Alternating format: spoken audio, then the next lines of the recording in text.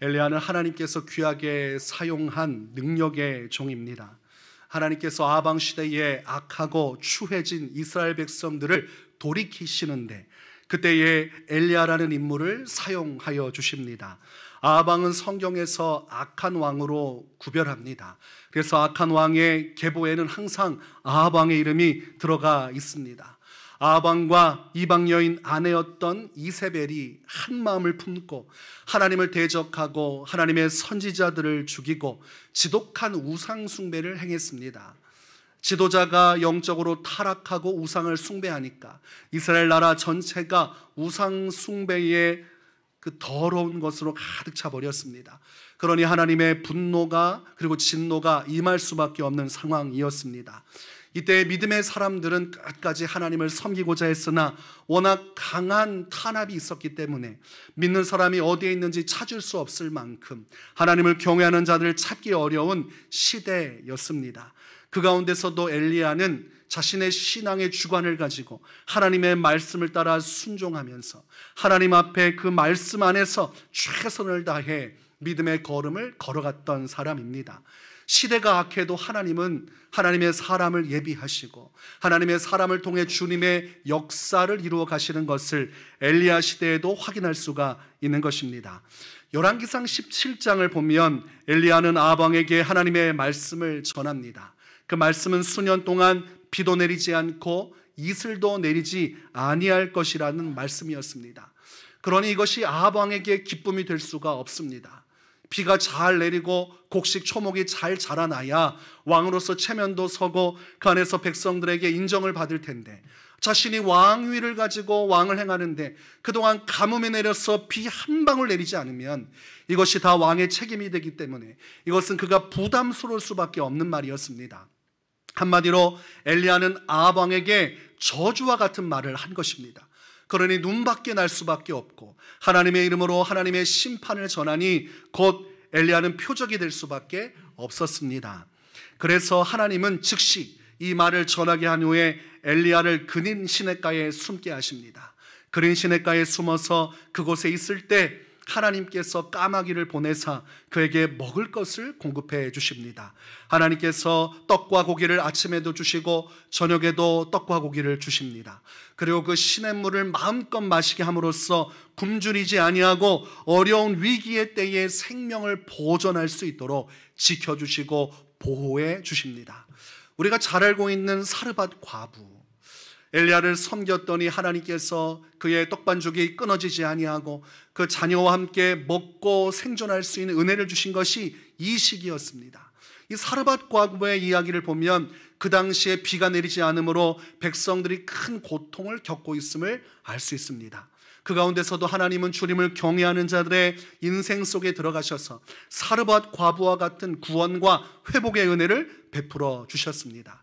이 지독한 가뭄이 임했다는 것은 이제 아합 왕에게 악독이 가득해졌다는 것을 의미합니다. 우리가 가을철이 되면 독이 바짝 오른다고 그러지요. 이제 아합 왕에게는 이 독이 가득 찼습니다. 엘리야를 만나면 반드시 죽여버리리라. 이 마음속에 분노가 있을 수밖에 없습니다. 하나님은 보이지 않고 엘리야 그 한 사람만 보이는 것입니다. 이제 아합 왕은 그 마음속에 분노를 가지고 있을 때에 3년이 흘렀고 하나님은 엘리야에게 다시 말씀을 주십니다. 지면에 비가 내리게 될 것이다. 열왕기상 18장을 보니까 엘리야가 아합에게 보이려고 가니 그때 사마리아의 기근이 심하였더라. 이렇게 말씀하고 있습니다. 하나님의 말씀은 임했지만 아직 기근은 끝나지 않았습니다. 비가 온다는 말씀은 주어졌지만 현실은 기근으로 엉망진창이었습니다. 백성의 탄식 그리고 왕의 분노가 가득한 가뭄의 때, 그 가뭄으로 인한 굶주림이 가득한 기근의 때가 이스라엘 전역을 다 휩싸고 있었습니다. 그러나 이제 엘리야는 하나님의 말씀을 받았어요. 비가 멈춘 것처럼 곧 비가 오리라는 주님의 말씀을 가지고 이제 왕에게 이 말을 전하러 가는 와중이었습니다. 그때 아합 왕도 분노가 컸지만 그 마음속에 다급함이 있었어요. 엘리야를 붙들어서 이 문제를 해결해야겠다는 생각이 있었습니다. 성경을 보니까 오바댜라는 여호와를 경외하는 자를 아방이 호출을 합니다. 그리고 그에게 너는 엘리야를 찾아내서 반드시 엘리야를 내게로 데리고 와야 된다, 이 사명을 줍니다. 이 오바댜라는 인물에 대해서 성경은 여호와를 경외하는 자였다, 이렇게 기록을 하고 있습니다. 그것이 어떤 경외였냐면 이세벨이 여호와의 선지자들을 멸절할 때 이 오바댜라는 사람이 선지자들을 숨겨주는 역할을 했습니다. 100명의 선지자를 숨겨두었는데 50명씩 굴에 숨겨두고 그들에게 떡과 물을 제공해 주었던 인물이 이 오바댜입니다. 이 오바댜가 하나님을 경외한 사람인 줄을 알고 그리고 엘리야와 소통이 될 줄을 알고 아방이 그를 엘리야에게 보낸 것입니다. 그들이 서로 간에 갈 길을 가다가 마주치게 됐습니다. 오바댜는 엘리야를 데리고 가지 않으면 죽은 목숨이니 얼마나 간절했겠습니까? 그러나 마침 엘리야도 하나님의 소식, 이제 비의 소식을 전하기 위해서 왕에게 가고 있었기 때문에 오바댜에게도 은혜요, 엘리야는 오바댜를 만나서 순적하게 왕에게 이를 수 있었습니다. 그리고 나서 이렇게 엘리야가 아방에게 다가갔을 때 그때 벌어진 사건이 여러분이 잘 알고 있는 이방 선지자와의 갈멜산의 영적 전투입니다. 그곳에서 엘리야가 왕을 대변하고 이제 왕이여 누가 참 신인지 만백성 앞에서 결정해야 될 때가 왔습니다. 이제 가뭄이 가득하고 기근이 가득한데 이제 각자의 신에게 우리가 기도하여서 어떤 신이 이 가뭄의 문제를 해결하고 기근을 해결할 수 있는지 우리가 이제 최종 결정을 내리자고 제안을 하게 되고, 그리고 그때야 왕이 이제 마지막이지 않습니까? 백성들 다 굶주리고 나라가 무너지고 있는데 자신의 신이든 이스라엘의 신이든 누구든지 이 문제를 해결해 주어야 자신이 살기 때문에, 그래서 갈멜산의 영적 전투에 장이 열려지게 되는 것입니다. 성경을 보면 그 사방팔방에 있던 우상을 숭배하던 바알과 아세라의 신을 섬기던 선지자들이 잔뜩 몰려왔습니다. 전국에 있는 선지자들을 총동원해서 집결했어요. 지금도 이 땅에 이단들이 참 많습니다. 이단들을 집결해 놓으면 숫자가 어마어마하지요. 이 당시 이방 선지자들이 모였어요.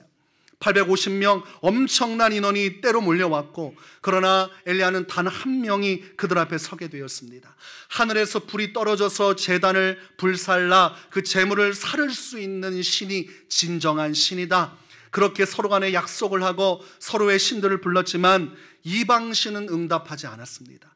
하나님께서만이 엘리야의 기도를 들으시고 하늘에서 불을 떨어뜨려 주셔서 그 모든 제단과 제물을 불살라 버리시는 하늘의 응답을 주게 됩니다. 그때 아주 중요한 것은 엘리야가 기도했고 하나님은 엘리야의 기도를 들으셨다는 것입니다. 그런데 지금 아직 해결되지 않은 문제가 있어요. 불은 떨어졌는데 이제 무엇이 내려야 됩니까? 비가 내려야 됩니다. 불 가지고는 되지 않아요. 온 땅이 태양의 뜨거움으로 가득한데 이 불 떨어진 거는 별로 감흥이 없습니다. 비가 내려야 모두가 사는 것입니다. 그때 엘리야가 이 영적 전쟁에서 승리를 한 이후에 아방에게 말을 합니다. 왕이여, 이제 먹고 마시소서, 큰 비 소리가 있나이다. 여러분, 지금 비가 내립니까? 안 내립니까? 비가 안 내립니다. 여전히 기근이 심해요. 그런데도 엘리야는 하나님의 말씀을 믿고 비가 내린다는 확신을 가지고 목숨을 걸고 아방에게로 갔고, 목숨을 걸고 영적 전투를 했고, 또 목숨을 걸고 마지막으로도 왕에게 비 소식이 있다, 이런 얘기를 합니다. 비가 안 오면 엘리야는 그 자리에서 죽을 수밖에 없어요. 자신의 정체를 드러냈기 때문에 도망가기 전에 붙들어지면 이제 죽는 겁니다. 비가 내려야 하나님의 살아계심과 그분의 역사가 딱 맞아떨어져서 이 엉킨 문제들이 다 풀려지는 것입니다. 그때의 엘리야가 하는 행동을 우리는 주목해야 됩니다. 그렇게 비 소식이 있다고 말하고서 엘리야가 무엇을 하였는가? 성경을 보았더니 그가 바로 기도의 자리로 나아갔다고 말씀하고 있습니다. 갈멜산 꼭대기로 올라가서 그가 한 것은 땅에 꿇어 엎드려서 그의 얼굴을 무릎 사이로 지나갈 만큼 처절하게 굽히고 오직 간곡하게 하나님께 기도하기를 시작했다고 말씀하고 있습니다. 그리고 바닷가 쪽에 무엇이 있는지 모르겠지만 그의 사환을 시켜서 한번 기도하고 바닷가에 가서 무슨 일이 있는지 확인해 보도록 명합니다. 한 번 기도하고 사환을 보내고, 두 번 기도하고 사환을 보내고, 무엇이 보이느냐? 아무것도 보이지 않습니다. 3번 기도하고 사환을 보내고, 4번 기도하고 사환을 보내고, 5번 기도하고 사환을 보내고, 무엇이 보이느냐? 아무것도 보이지 않습니다. 6번 기도하고 사환을 보내고 아무것도 보이지 않습니다. 아무리 기도해도 하나님이 비를 내려주지 않으세요. 아니, 큰 비 소식이 온다고 그러면 한 번 딱 기도하면 하늘에서 비가 쏟아져야 이게 속 시원하게 화통하게 응답하는 것이지, 아니 비를 준다고 해놓고 기도는 시켜놓고 기도했는데 응답은 오지 않으니 이 얼마나 답답한 일입니까? 그런데 중요한 것은 엘리야가 불평하지 않습니다. 그리고 기도하기를 중단하지 않습니다. 그럼에도 불구하고 7번째 무릎을 꿇은 채로 고개를 팍 숙이고 계속해서 기도합니다. 그리고 7번째 사환을 다시 바다 쪽으로 보내요. 무엇이 보이느냐? 그랬더니 사환이 볼 때에 바다에서 손바닥만한 구름이 뽀로롱 하고 올라오는 것입니다. 저기서 뭔가가 보이는데 구름 같은 것이 지금 올라오는 것이 보입니다. 되었다. 이제 우리가 가자. 그리고 그것을 응답으로 확신하고 엘리야가 기도를 마칩니다. 그리고 아합에게 찾아가서 이런 말을 합니다. 비에 막히지 아니하도록 마차를 갖추고 내려가소서. 비가 오고 있습니까? 안 오고 있습니까? 비가 안 오고 있어요. 근데 비에 막히지 않도록 마차를 타고 가라. 그냥 걸어갔다가는 홍수가 날 만한 큰 비가 내리니 마차를 타고 신속하게 이동하지 않으면 이 물난리가 날 수 있습니다. 그 정도로 많은 비가 내릴 것입니다. 그리고 나자 그 손바닥만한 구름이 커져가기 시작했어요. 그러면서 그 구름이 너무나 많은 구름과 바람으로 변해지고 하늘이 캄캄해지면서 큰 비가 전역을 메우기 시작하였습니다. 엘리야를 통해서 하늘에 불이 떨어졌고 엘리야를 통해서 하늘에 비가 쏟아져 내렸습니다. 여러분 어떻게 생각하십니까? 어떻게 사람이 이런 일을 행할 수 있습니까? 어떻게 사람이 기도한다고 해서 불이 떨어지고 하늘에서 물이 쏟아지는 일이 벌어질 수 있습니까? 사람들은 마음속에 생각하기를 엘리야이기 때문에 가능한 것이다, 이렇게 초점을 맞추지만 성경은 그렇게 말씀하지 않습니다. 오늘 본문에서 엘리야는 우리와 성정이 같은 사람이로되 라고 말하고 있습니다.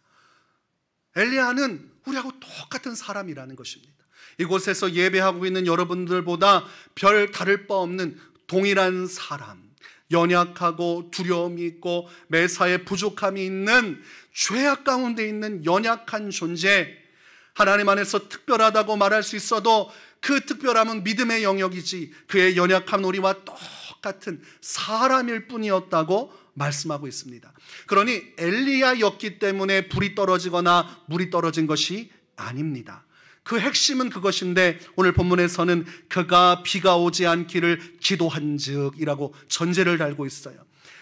땅에 비가 오지 아니하고 다시 기도하니, 엘리야가 우리와 똑같은 사람이지만 이런 놀라운 역사를 이룰 수 있었던 것은 그가 기도하였기 때문이다. 그가 하나님 앞에 기도의 자세로 최선을 다해 포기하지 않고 비가 오기를 기도하고 또다시 기도하는 그 기도의 자세 속에서 하나님의 역사가 이루어진 것이라고 말씀하고 있는 것입니다. 그러나 우리가 말씀을 통해서 엘리야의 기도를 분별한다면 특별한 기도가 아니라 흔한 기도요, 우리도 할 수 있는 기도요, 우리도 엘리야처럼 포기하지 않고 기도에 전념하면 이런 놀라운 하나님의 역사를 이룰 수 있다는 사실을 깨달을 수가 있는 것입니다. 여러분, 성경에 나온 사람들은 우리가 따라갈 수 없는 영역의 사람들이 아닙니다. 성경에 기록된 사람들은 하나님께서 본을 보여주는 사람입니다. 너희도 이처럼 살아갈 수 있다, 너희도 이처럼 믿음의 역사를 이룰 수 있는, 이들보다 더 큰 일을 이룰 수 있는 나의 사람들이라고 성경은 말씀하고 있는 것입니다. 그러니 우리가 엘리야의 삶을 보면서 나는 근접할 수 없는 삶이 아니라 나도 엘리야처럼 살아간다면, 나도 내 자신을 의지하지 않고 전적으로 무릎을 꿇고 주님께 기도할 수 있다면 엘리야와 같은 기적의 역사를 체험하며 살 수 있겠구나, 이런 말씀에 대한 확신을 갖게 되는 것입니다. 여러분, 하나님의 역사는 사람의 능력으로 이루어진 적이 한 번도 없어요. 오늘 엘리야처럼 하나님께 엎드려 기도할 때 그 기도의 능력이 하늘의 응답으로 주어진 것입니다. 그래서 예수님께서는 귀신을 쫓아낼 때에 악독한 귀신이 쫓겨나지 않은 현상에 대해서 제자들이 너무나 궁금해하고 그것 때문에 너무나 자존심 상해하자 그들에게 결정적인 말씀을 하시는데, 기도 외에는 이런 유가 나갈 수 없느니라. 아무리 풀리지 않는 상황도, 아무리 강력한 귀신의 역사도 믿는 자가 기도할 때 무너지게 될 것이다. 기도는 최종적으로 모든 사탄의 권세를 꺾고 이 세상에 정해진 질서와 틀을 깨버리고 하나님의 나라가 이루어지게 만드는 하늘의 능력이 담겨져 있는 것이라고 예수님은 말씀해 주신 것입니다. 엘리야가 아합과 이세벨의 폭정과 탄압 속에서도 그에 굴하지 않고 하나님 앞에 무릎 꿇고 기도했어요. 비가 아무것도 오지 않지만 하나님의 말씀만 주어졌지만 말씀을 붙들고 주께 기도하니까 그것이 능력이 되었습니다. 오늘날 주의 말씀을 듣기는 하지만 그 말씀에 기도의 힘을 더하지 않기 때문에 머리로는 쉽게 깨닫고 파악하지만 삶의 주의 능력이 나타나지 않습니다. 주님의 역사하심을 볼 수 있는 눈은 있지만 주님의 능력을 체험은 못하는 것이, 그래서 하나님의 성령의 역사를 말하지만 성령의 은혜를 체험은 못하는 것입니다. 왜 그러냐면 기도하지 않기 때문입니다. 대부분의 사람들이 오늘 엘리야처럼 무릎 꿇고 기도는 해도 한 번, 두 번은 하지만 세 번, 네 번, 다섯 번, 여섯 번, 일곱 번 응답하실 때까지 기도하는 인내의 시간을 버텨내지 못합니다. 우리 한국 사람의 또한 특징적인 기질이지요. 빨리빨리. 세계 어느 곳에 가도 외국인들이 빨리빨리 하지 않습니까? 뭔가 빨리 응답하시고 안 되면 다 치워버리고 또 다른 방법 찾아보고 빨리빨리 해주기를 원하시는 것입니다. 그러나 기도는 인내하는 것이, 여러분 낚시할 때 어떻게 해야 됩니까? 찌를 던져놓고 바로 잡습니까? 한 번은 아이하고 같이 낚시하러 갔는데 아기가 고기를 잡았어요. 조그마한 아기가 아주 아기 고등어를 잡았습니다. 우연찮게 걸렸는데 그때부터 낚시를 좋아해서 제가 낚시를 설치해 줬는데, 아니 집어넣고 3초가 지나서 그러는 거예요. 왜 안 잡히냐는 거예요. 그래서 제가 설명을 해줬습니다. 낚시란 게 그런 거다. 기다림이 있어야 된다. 고기가 와야 되고 와서 미끼를 봐야 되고 미끼를 물어야 되는데, 아니 시간이 필요하지 않겠니? 근데 알겠다고 해놓고 좀 있다가 또 찌를 던지더니 저를 보면서 왜 안 잡히냐는 거예요. 1시간 동안 그 질문 한 20번을 한 것 같아요. 제가 계속 다독였는데 이해를 못합니다. 오늘날 그리스도인들이 그렇게 신앙생활을 하고 있는 거예요. 하나님 앞에 낚시 한번 던져놓고 왜 안 잡히냐는 겁니다. 그러나 우리가 주목해야 되는 것은 엘리야의 기도입니다. 한 번이고 두 번이고 세 번이고, 이 문제는 엘리야의 인생에 걸린 문제입니다. 비가 내리지 않으면 엘리야는 죽는 거예요. 그럼에도 불구하고 끝까지 주님의 말씀을 믿고 끝까지 지속적으로 기도의 자리에 나가는 그 신앙이 오늘날 우리에게는 절실한 것입니다. 데살로니가전서 5장 17절에 쉬지 말고 기도하라. 이것은 포기하지 말고 끝까지 기도의 자리를 지켜가라는 말씀입니다. 나는 끝까지 기도를 멈추지 않으리라. 하나님은 반드시 응답하실 것이니 그분이 응답하실 때까지 나는 포기하지 않고 기도의 자리를 반드시 사수하고 지켜나가리라. 여러분, 이런 신앙을 우리가 부여잡으면 여러분 인생 가운데도 놀라운 일이 벌어지기 시작을 합니다. 누가복음 18장에 보면 예수님은 한 재판장의 이야기를 합니다. 불의한 재판장이요, 사람도 하나님도 두려워하지 않는 사람이었습니다. 그러나 과부가 그를 집요하게 쫓아다니기 시작하자 그가 흔들리기 시작해요. 완고하던 그가 마침내 항복을 하고 그 과부의 원한을 들어줍니다. 그러면서 예수님이 주신 말씀이 누가복음 18장 7절에 하물며 하나님께서 그 밤낮 부르짖는 택하신 자들의 원한을 풀어주지 아니하시겠느냐, 그들에게 오래 참으시겠느냐, 이렇게 말씀하셨어요. 하물며 하나님께서 밤낮 부르짖는, 쉬지 않고 포기하지 않고 한 번, 두 번, 세 번, 네 번, 다섯 번, 여섯 번, 일곱 번에 이르기까지 하나님 앞에 기도의 자리에 나오는 택한 자들의 기도에 오래 참으시겠느냐, 예수님이 이렇게 분명하게 약속을 해주신 것입니다. 성도는 말씀을 붙들고 살아가는 사람이에요.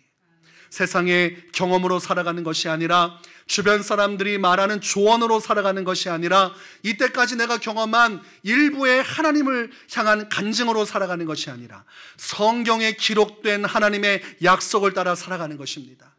지금까지 내가 하나님의 능력을 경험하지 못했던 것은 대부분 다 기도를 포기했기 때문입니다. 그러나 그 결론이 잘못됐죠. 기도해도 소용이 없더라. 이 결론은 잘못된 것입니다. 기도를 포기했기 때문에 응답이 안 된 것이지, 기도했기 때문에 응답이 안 된 것이 아닙니다. 그래서 예수님은 기도를 포기하지 말라고 말씀하세요. 마태복음 7장 7절에 구하라 그리하면 너에게 주실 것이요 찾으라 그리하면 찾아낼 것이요 문을 두드리라 그리하면 너에게 열릴 것이니, 구하고 찾고 두드리는 일들, 아무리 힘들어도 구하고 찾고 두드리면 마침내 문은 열려지리라. 이것이 주님의 약속이라는 것을 우리는 알아야 됩니다. 예수님은 이 신앙을 몸소 자신의 삶으로 보여주셨어요. 그래서 밤낮 없이 기도의 자리에 가서 끊임없이 기도하셨고, 그 신앙을 그의 제자들 사도들이 받아들였습니다. 그리고 사도들도 성령을 받고 나서 오로지 기도에 힘썼고, 성령을 받기 전부터도 약속의 말씀을 붙들고 대망하다가 성령 받고 더 큰 기도의 물줄기로 나아가게 된 것입니다. 올해 우리의 표어는 마음을 같이하여 기도에 힘쓰는 교회였습니다. 예수님의 기도의 가르침을 따라, 사도들의 기도의 가르침을 따라 초대교회가 세워지고 그 교회가 부흥할 수 있었던 원동력, 120명의 성도들이 한 마음으로 모여서 마가다락방에서 기도했던 그 신앙을 본받아 우리가 기도하자고 여러분에게 제가 목적지를 말씀드리고 우리가 한 해간 기도하는 시간을 가졌어요. 새벽에 기도했고, 수요예배 때 기도했고, 또 한 달에 한 번이지만 금요 성령 집회 시간을 정해놓고 기도했습니다. 이 기도를 통해서만이 문제가 해결되고, 기도를 통해서만이 영적인 승리를 이룰 수 있고, 기도를 통해서만이 교회가 교회로서의 가치를 지니고 있고, 그 교회로서의 사명을 감당할 수 있기 때문입니다. 그래서 여러분들 아마 마음속에 부담도 있었을 것입니다. 기도의 영역을 넓히면 부담이 찾아와요. 사람은 경험적으로 내가 하던 신앙의 영역을 밟고 가고 싶지, 그것을 넘어서는 도전을 하고 싶어 하지 않아요. 그리고 영적인 도전은 항상 대가를 지불해야 됩니다. 기도의 시간이 늘어나면 그만큼 다른 것이 줄어들 수밖에 없는 것이, 내 것을 포기해야 기도할 수 있는 것입니다. 내 것을 포기하고 기도할 때 그 기도의 가치가 찬란하게 빛을 내고, 하나님은 그 기도의 중심을 보시고 마침내 응답하셔서 잃어버린 것보다 더 큰 100배 이상의 복과 은혜로 채워주시는 것입니다. 이 기도하려고 하면 여러분 꼭 방해하는 세력들이 있습니다. 그래서 교회는 기도로 나가다가 주저하는 교회가 참 많아요. 기도의 문을 닫고 기도하다가 기도를 축소해 나가요. 사람들이 점점 더 사라지기 때문입니다. 왜 그렇게 사람들이 기도의 자리에서 멀어지는가? 어둠의 권세가 기도하지 못하도록 막아서기 때문입니다. 그러나 그 모든 걸 승리하고 개인과 교회가 영적으로 살아남고 사명을 감당하는 것은 그럼에도 불구하고 엘리야처럼 기도의 자리를 지켜나갈 때 가능한 것입니다. 여러분, 이 지역을 둘러보십시오. 산책하면서 보세요. 얼마나 많은 교회가 있습니까? 얼마나 많은 교회가 있어요.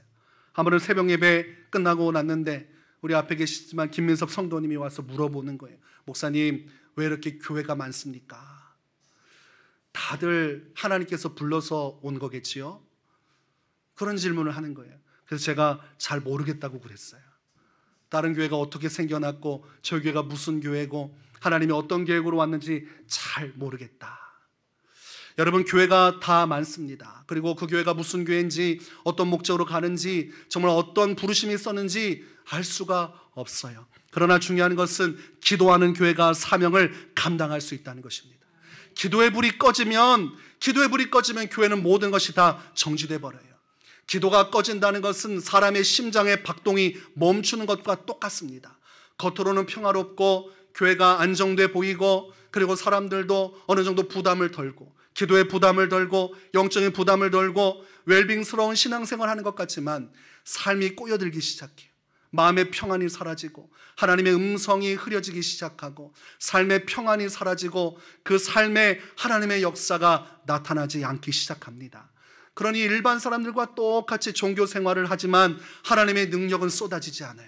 그러나 교회가 아무리 작고 연약해도 그 안에 기도에 힘을 실으면 그곳에 하나님의 섭리가 있고 그곳에 우리가 생각하지 못한 차원의 하나님의 응답의 역사가 이루어지는 것입니다. 지금은 아무것도 없이 가뭄이고 기근이라도 하나님은 반드시 그 기도를 통해 일하시고 응답을 주시는 날이 오게 되어 있는 것입니다.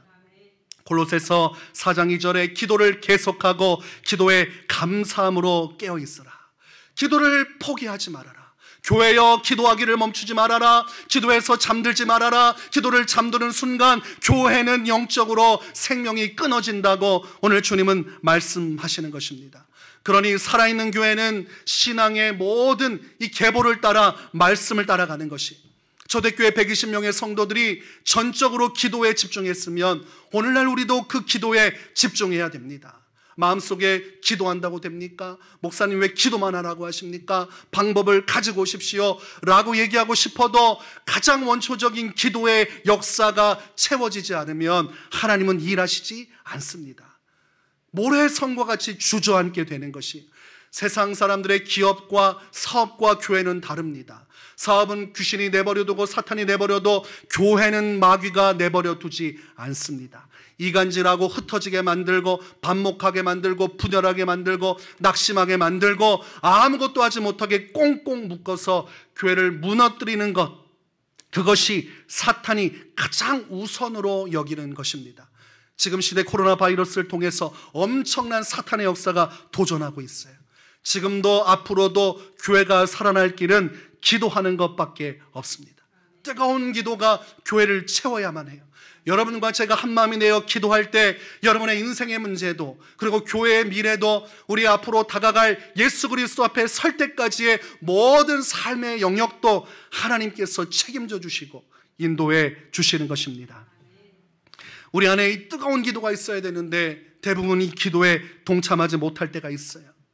기도의 불이 꺼져서 기도가 안 되는데 그냥 가만히 있는 것입니다.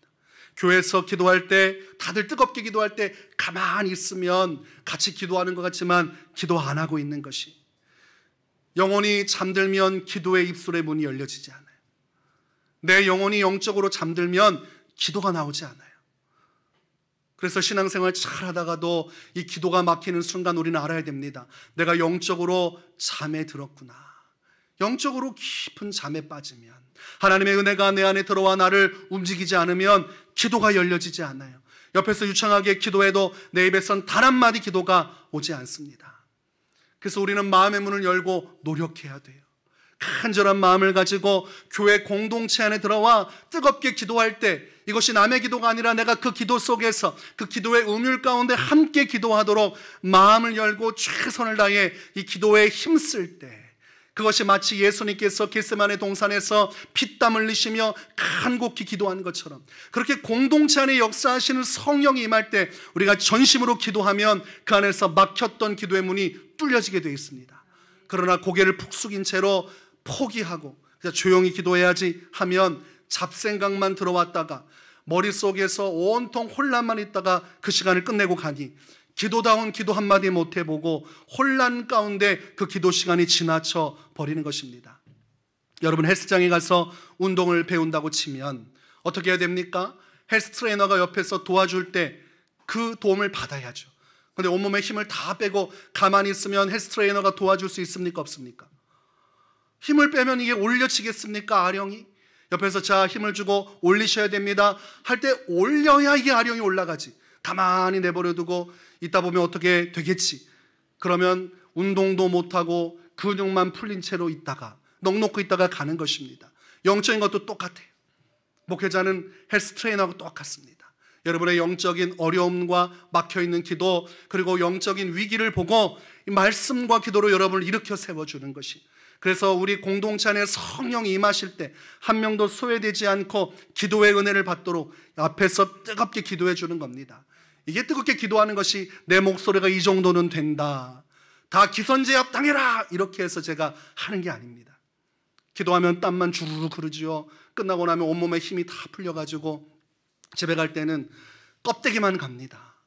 온몸에 힘이 다 지쳐가지고 목소리도 잘 나지 않고 갈증만 심각하게 나고, 그래서 야, 이렇게 한 10년 하다가는 천국에 일찍 가겠구나. 그렇게 천국을 사모한다고 하더니 내가 가장 먼저 가겠구나. 그 정도로 몸 상태가 보통 힘든 게 아니에요. 그러나 그때 힘을 좀 여러분들이 받아서 의시하면서 기도해서 기도의 문이 열려지고, 그 기도의 문이 열려져서 주님과 소통하는 그 단계가 돼야 여러분 삶 속에 나가서 조용히 묵상 기도도 하고 하나님과 동행을 하지. 그렇지 않으면 하루가 찰나와 같이 지나고 기도 하나도 하지 못한 채 그렇게 흘러갑니다. 그리고 교회 와서 기도하자 그러면 무슨 말을 해요? 저는 통성기도보다는 묵상기도가 좋습니다. 여러분, 잠잠히 있는 게 묵상기도가 아닙니다. 묵상기도는 말만 나오지 않는 것이지 그 안에서는 영적으로 끊임없이 주님 앞에 기도하는 기도의 문이 열려진 상태예요. 지금 말하는 것처럼 속사람이 똑같이 심령 안에서 간절히 주님을 깊이 부르고 찾는 게 묵상기도지, 아무것도 하지 않고 눈 감고 주님 하고 하는 것은 명상하는 것입니다. 사우나에서 명상하는 것이 그게 무슨 기도를 할 수 있습니까? 그래서 통성기도를 통해 내 기도의 문이 열린 사람이 묵상기도, 그리고 조용히 침묵하면서 깊이 있게 내 속마음을 주께 심령으로 기도할 수 있는 것입니다. 그래서 여러분, 기도할 때 기도의 힘을 받으시기 바랍니다. 마음을 열고 함께 도두어서 이 교회 공동체 예배 속에서 함께 기도하면 그 기도의 힘이 여러분의 인생 가운데 흘러들어가고, 그 힘을 받아서 엘리야처럼 포기하지 않고 기도하면 하나님의 응답이 여러분의 인생 가운데도 동일하게 주어지는 것입니다. 그래서 공동체 기도는 중요합니다. 모여서 뜨겁게 기도하는 것은 중요합니다. 그 시간은 여러분을 위한 시간이에요. 남을 위한 시간이 아니에요. 누가 은혜를 많이 받는구나, 할렐루야. 그게 아니라 내가 지금 내 입술을 열고 기도해서 살아계신 하나님의 영적인 은혜를 체험하고 그 안에서 소망을 얻고 기도의 담력을 얻고 말씀을 기억하며 세상을 살아갈 힘을 여기서 얻지 못하면 밖에 나가면 다 소진하는 것입니다. 여러분, 세상에 나가서 맞부딪히는 모든 사람들, 영적 전쟁, 수많은 갈등 속에서의 신앙적인 그 선택을 하기 위한 대가를 지불하는 삶은 소진하는 것이, 어떤 것도 채울 수 없습니다. 예배 자리에 와서 은혜로 채워야 세상을 살아갈 힘을 얻게 되는 것입니다. 그러니 디모데전서 4장 5절에 하나님의 말씀과 기도로 거룩하여짐이라. 하나님의 말씀을 들었던 엘리야가 그 말씀을 받았어요. 그리고 말씀만 듣고 아멘 주님 그렇게 하소서라고 끝난 것이 아니라 그 말씀, 비가 오리라는 소식을 듣게 되고 그 말씀을 붙들고 기도할 때 하나님의 말씀의 성취가 이루어진 것입니다. 사도 바울은 디모데에게 예언을 따라 믿음의 선한 싸움을 하라, 그리고 예언을 따라 너는 기도하라, 이렇게 말하고 있습니다. 예언을 받아도 기도해야 그 예언의 성취가 있는 것입니다.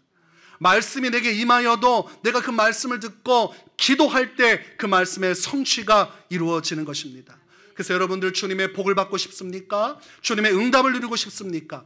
기도의 단계를 거치지 않고 그저 떨어지는 응답은 단 하나도 없습니다. 기도 외에는 이런 유가 나갈 수 없듯이 구하고 찾고 두드리며 하나님 앞에서 내 기도의 자리에 올라, 나의 갈멜산 꼭대기에 올라 한 번, 두 번, 세 번, 네 번 계속해서 기도하는 자만이 하나님의 능력을 체험할 수 있는 것입니다. 여러분, 한 주간 새벽을 깨워서 주 앞에 나갑니다. 모든 사람에게는 동일한 시간과 동일한 조건이 주어져요. 예배할 수 있는 시간 여러분에게 다 똑같이 주어졌습니다.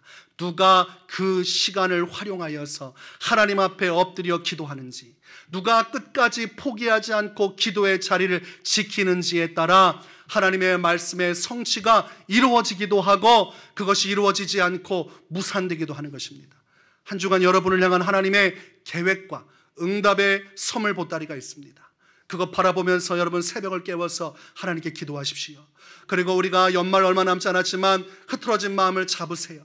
기도의 자리가 여러분을 향한 주님의 부르심의 자리요, 사명의 자리입니다. 우리가 엘리야처럼 끝까지 포기하지 않고 우리가 중심을 다해서 하나님 앞에 최선을 다해 기도하여서 그분의 놀라운 응답을 체험하는 간증이 가득한 삶이 되시기를 주의 이름으로 축원합니다.